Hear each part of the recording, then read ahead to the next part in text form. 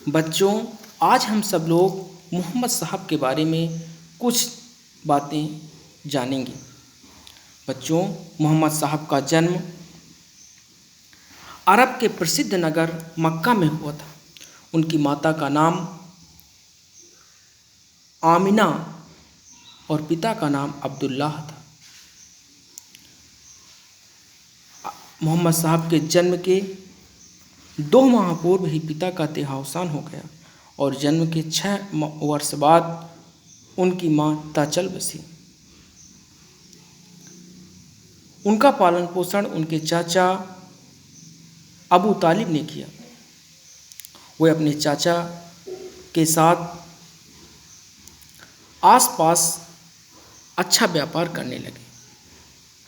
वे नेक और शांत स्वभाव के इंसान थे। लोग उन पर विश्वास करने लगे। पहले ये होता था कि जब लोग बाहर जाया करते थे तो अपना कीमती सामान दूसरों के यहाँ रख दिया करते थे। मोहम्मद साहब के ऊपर कई लोगों का विश्वास था। बहुत सारे लोग जब बाहर जाते तो अपना कीमती सामान मोहम्मद साहब को दे के जाया करते थे। मोहम्मद साहब उस समय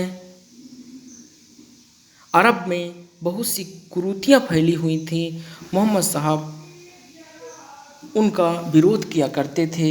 जादू टोना, जुआ खेलना, मदिरा पान करना, छोटी छोटी बात में लड़ना, ये सब मोहम्मद साहब को अच्छा नहीं लगा करता था। वे मक्का के पास में ही एक हीरा नाम की गुफा थी। वे वहाँ जा कर के घंटों लीन हो जाया करते थे, चिंतन किया करते थे। वे कहा करते थे कि सभी मनुष्य बराबर हैं, ना कोई छोटा है, ना कोई बड़ा, ना कोई ऊंचा है, ना कोई नीचा। वे कहा करते थे, मोहम्मद साहब कहा करते थे कि सबसे अच्छी रोजी वही है जो मेहनत करके पैदा की जाए। दूसरों को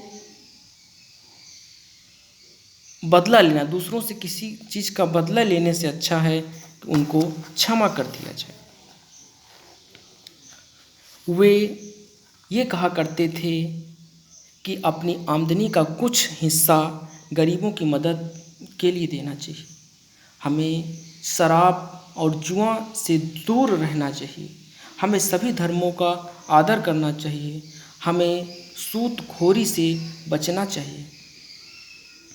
आरंभ में मक्का वालों ने मोहम्मद साहब की बातें पसंद नहीं आई। वे उनको भला बुरा कहते, उन पर पत्थर फेंकते, यहाँ तक कि एक औरत उनसे इतनी क्षुब्ध थी, जब भी कभी वे रास्ते से निकलते तो उनके सर पर कूड़े फेंक दिया करती थी, रास्ते में कांटे बिछा दिया करती थी।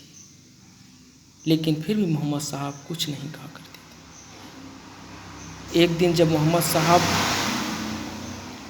उस गली से निकले तो उस दिन ना तो गली में कांटे थे, ना ही किसी ने उनके ऊपर कूड़ा फेंका।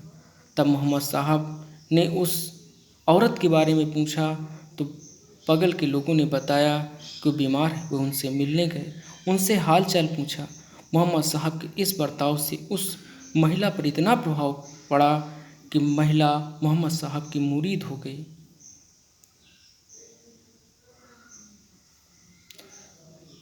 मोहम्मद साहब ने जब मक्का में अपना विरोध बढ़ता देखा तो उन्होंने फैसला किया कि मदीना चला जाए। मोहम्मद साहब मदीना जाने के लिए अपने दोस्त अबू बकर के साथ निकले। जब वे मदीना के लिए चल दिए तभी मक्का के लोग उनको जान से मारने के लिए उनके घर पहुँचे। उन्होंने जाने से पहले अपने चचेरे भाई को लोगों के द्वारा जो धरोहरें दी गई थी, कीमती सामान दिए गए थे, उनको जब अपने चचेरे भाई से कहा था कि इसको सभी को वापस करने के बाद आप भी मदीना चले आइएगा। वे अपने दोस्त अबू बकर के साथ मदीना के लिए चल पड़े।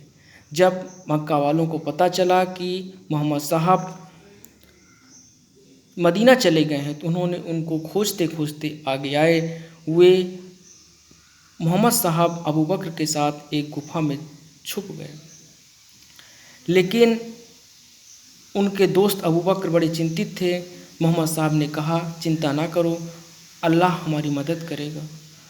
तभी एक मकड़ी आकर के गुफा के दरवाजे पर घना जाला बुन देती है।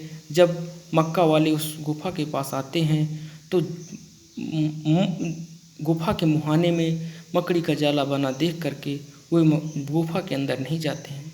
3 दिन उस गुफा में रहने के बाद मोहम्मद साहब ऊँटनी में सवार होकर के मदीना के लिए प्रस्थान करते हैं। मोहम्मद साहब का मक्का से मदीना जाना हिजरत कहलाता है। तभी से हिजरी सनवत का भी प्रारंभ हो गया।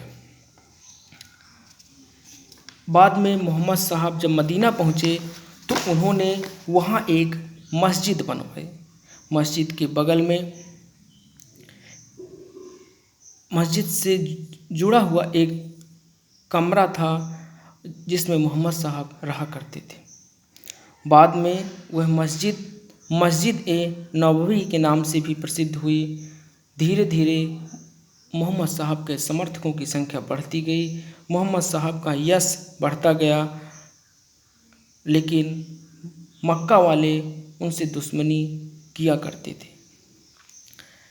बाद में मोहम्मद साहब ने मक्का पर विजय प्राप्त कर ली तो मक्का वाले बहुत डर गए कि मोहम्मद साहब हमसे अब बदला लेंगे, लेकिन मोहम्मद साहब ने ऐसा नहीं किया। मोहम्मद साहब ने मक्का वालों को माफ़ कर दिया। मोहम्मद साहब के इस कार्य से मक्का वाले बहुत प्रभावित हुए। उन्होंने कहा कि अब आप यहीं रहिए। तो मोहम्मद साहब ने यह कहा कि दुख की घड़ी में हमें मदीना में सहायता मिली, इसलिए हम मदीना तो नहीं छोड़ सकते, लेकिन प्रतिवर्ष एक बार हज करने के लिए, हज के नाम पर मक्का ज़रूर आया करेंगे। बाद में मोहम्मद साहब की मृत्यु के बाद वही कमरे जिसमें मदीना में मोहम्मद साहब रहा करते थे, वहाँ उनकी कब्र बनी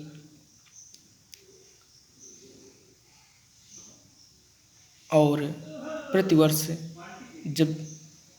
और वह स्थान मुस्लिम धर्म के लिए एक पवित्र तीर्थ स्थल बन गया। और मोहम्मद साहब के संदेश हदीस की पुस्तकों में संकलित है।